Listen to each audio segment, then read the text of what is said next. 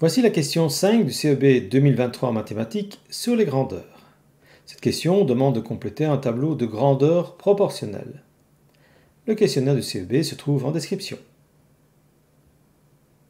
Si vous voulez réaliser la question, vous pouvez mettre la vidéo sur pause.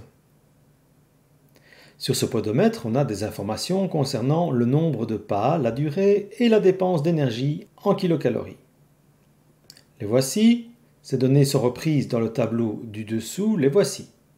Il faut maintenant compléter le tableau, sachant que l'on a déjà certaines données, et il faudra donc procéder ligne par ligne pour déterminer ce qu'on appelle le coefficient de proportionnalité, c'est-à-dire le facteur par lequel il faudra soit multiplier, soit diviser la valeur pour obtenir les autres valeurs correspondantes.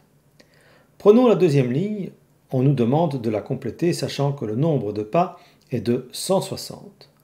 On détermine donc que c'est en divisant 480 par 3 que l'on obtient 160. On pouvait d'ailleurs à la calculatrice faire l'opération.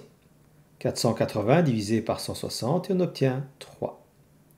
Donc il faut alors diviser les autres valeurs par 3 pour obtenir l'équivalent par la durée et les calories brûlées. Si on divise 6 par 3, on obtient 2. Et si on divise 12 par 3, on obtient 4. Passons à la troisième ligne. On sait que la durée est de 24 minutes. Pour passer de 2 à 24, il faut multiplier par 12. On applique alors la multiplication par 12 aux deux autres valeurs pour obtenir 1920 pour le nombre de pas et 48 pour les calories brûlées. Maintenant, pour la dernière ligne, c'est un peu plus compliqué. Ici, il faut diviser la deuxième valeur par la première pour trouver le coefficient de proportionnalité. C'est ce qu'on va faire ici. On divise 18 divisé par 48 et on obtient 0,375. On pouvait le faire à la calculatrice. Cela revient à dire que si on multiplie 48 par 0,375, on obtient 18. On peut donc appliquer cette opération à la première colonne et on obtient 1920 fois 0,375 qui vaut 720.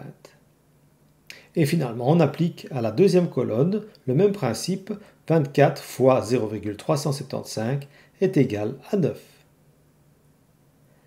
Voilà, cette question est terminée. À bientôt pour une autre question de CEB en mathématiques.